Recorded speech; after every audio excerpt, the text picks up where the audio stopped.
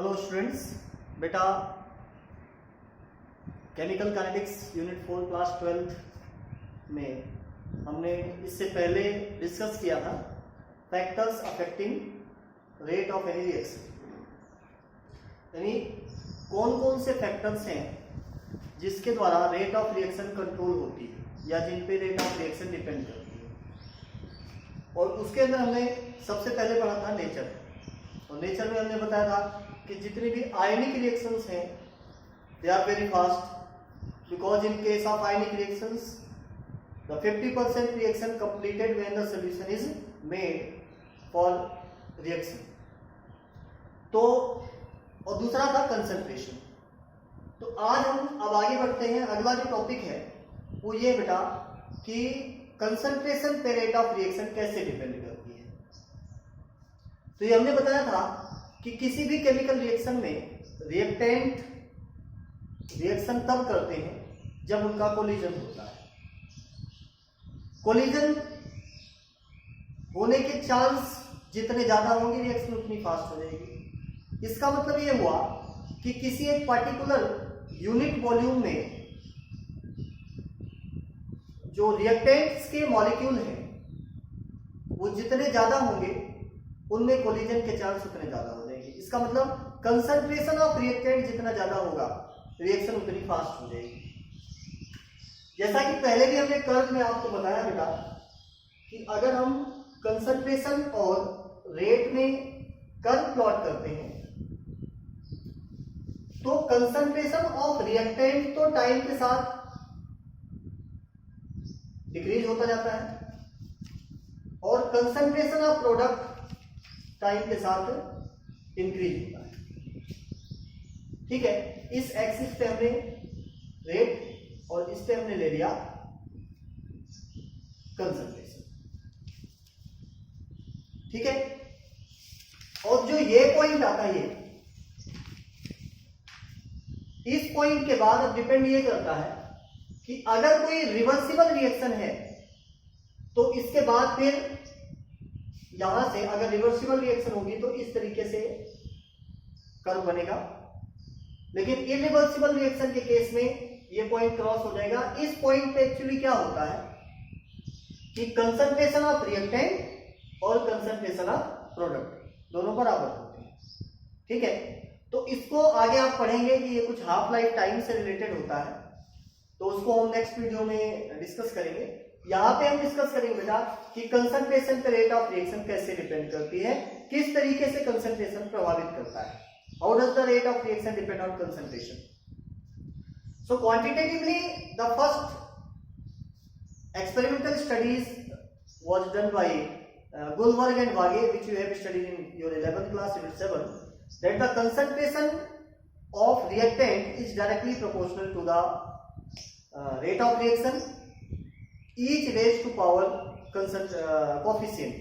Gulberg and Vaghela जहां पे आपने पढ़ा था उसको लॉ ऑफ मास एक्शन। तो सबसे पहले जो इफेक्ट ऑफ कंसंट्रेशन है, इफेक्ट ऑफ कंसंट्रेशन को सबसे पहले किसने रीड किया? दो साइंटिस्ट बेटा जिसका नाम था गुलबर्ग एंड वागे। और उन्होंने एक लॉ दिया जिसको हम कहते हैं लॉ ऑफ मास एक्शन। उन्होंने क्या बताया कि रेट ऑफ रिएक्शन जो है, rate of reaction is directly proportional to the product of active mass of reactant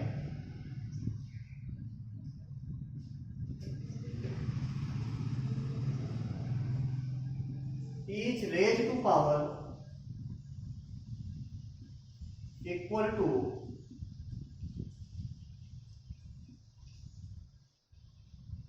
coefficient।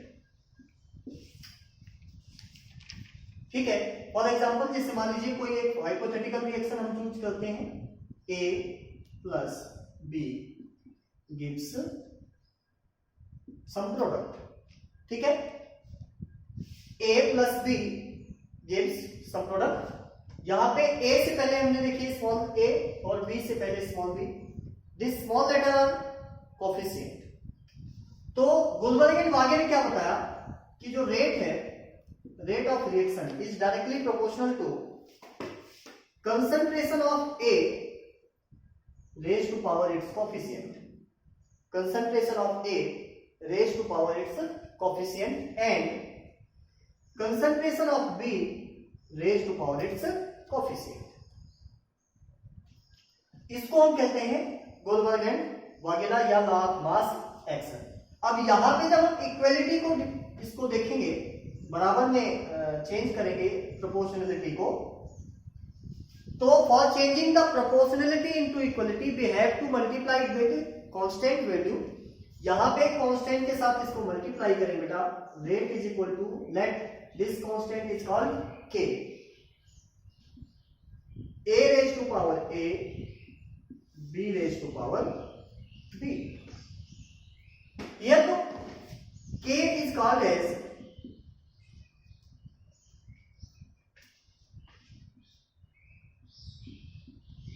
Rate constant. K को हम क्या कहते हैं? Rate constant. ये जो रेट कांस्टेंट है इसकी कुछ एक प्रॉपर्टीज हैं जो कि आप 11th में हालांकि पढ़ चुके हैं, तो लेकिन फिर भी यहां पे मैं बताता हूं कि जो K की वैल्यू होती है, अगर इसको कोई डिफाइन करे तो आप कैसे करेंगे? If A raise to power A is equal to 1 and B raise to power B is equal to also 1, then rate is equal to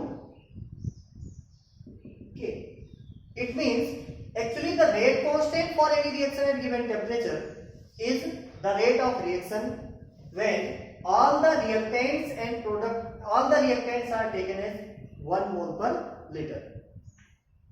Rate constant is nothing but it is rate of reaction in specific condition। वो specific condition क्या है? वो specific condition ये है कि जो reactants हैं इनकी वैल्यू होनी चाहिए 1 मोल पर लीटर, इनका कंसंट्रेशन होना चाहिए 1 मोल पर लीटर। मतलब किसी भी रिएक्शन में अगर रिएक्टेंट को 1 मोल पर लीटर लेकर के और रिएक्शन करवाई जाए तो रिएक्शन की जो स्पीड आएगी, रिएक्शन की जो रेट आएगी, वही उस रिएक्शन का रेट कांस्टेंट कहलाएगा। ठीक है, एक चीज ये ध्यान रखना बेटा कि रेट कांस्टेंट की कुछ एक प्रॉपर्टी है, प्रॉपर्टी ऑफ रेट कांस्टेंट की।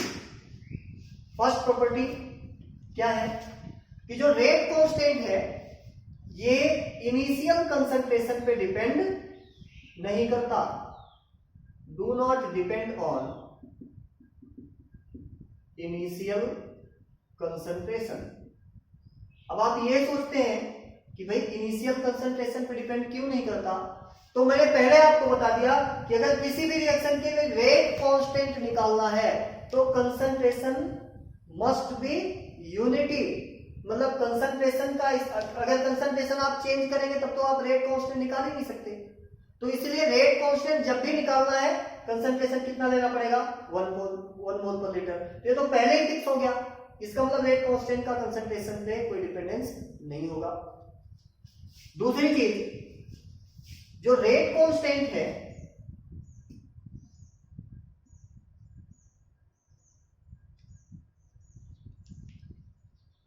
Rate constant depend on temperature. मतलब अगर टेम्परेचर चेंज करते हैं आप तो रेट कांस्टेंट की वैल्यू चेंज हो सकती है।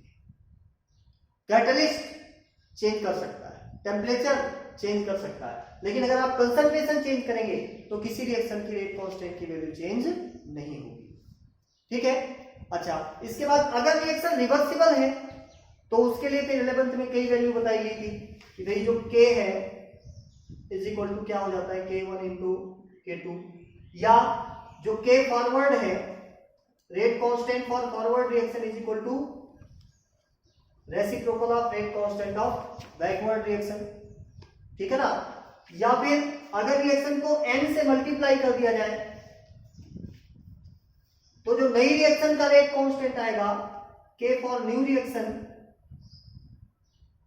Is equal to K for old reaction की पावर n। ठीक है, तो ये कुछ रेट कांस्टेंट की प्रॉपर्टीज है बेटा। और ये जो हमने लॉ यहां पे लिखा हुआ है इसको हम क्या कहेंगे, लॉ ऑफ मास एक्शन। लेकिन एक समस्या है, समस्या ये है कि ये जो आपको लॉ ऑफ मास एक्शन मैंने बताया, that the rate of reaction is directly proportional to the product of active mass of reactant each raised to power its coefficient in balanced chemical equation. This rate law is, we can say, ना तो ये पूरी तरीके से गलत है और ना ही पूरी तरीके से सही। ऐसा देखा जाता है कि कुछ रिएक्शंस के केस में, खास करके एलिमेंट्री रिएक्शन के केस में, ऐसी रिएक्शन जो एक स्टेप में पूरी होती है, उनके केस में तो ये law as it is work करता है, law of mass action work करता है एलिमेंट्री के केस में। लेकिन जहां पे कोई ऐसी रिएक्शन आ जाए जो एक से ज्यादा स्टेप में कंप्लीट हो रही हो, जिसको हम कॉम्प्लेक्स रिएक्शंस कहते हैं, जिन रिएक्शंस के लिए हम मैकेनिज्म लिखते हैं, अगर उन रिएक्शन के बारे में हम बात करें तो वहां पे ये जो रेट लॉ है ये कई बार फेल हो जाता है। Sorry, law of mass action जो है ये कई बार फेल हो जाता है। और इसीलिए इस लॉ ऑफ मास एक्शन में बाद में, क्योंकि ये कुछ रिएक्शंस पे वर्क करता है और कुछ रिएक्शंस के केस में क्या हो गया, फेल हो गया, इसीलिए इस लॉ के अंदर हमें कुछ इंप्रूवमेंट्स करने पड़े। और उन इंप्रूवमेंट्स को करके बेटा एक इसी का एक नया फॉर्म आया जिसको हम कहते हैं रेट लॉ। ठीक है, तो ये भी जरूरी है, लेकिन ये जो लॉ है ये सभी रिएक्शंस पे वर्क नहीं करता, इसीलिए इसका कुछ एक इंप्रूव्ड फॉर्म है जिसको हम रेट लॉ कहते हैं। तो हम रेट लॉ जो है पढ़ेंगे।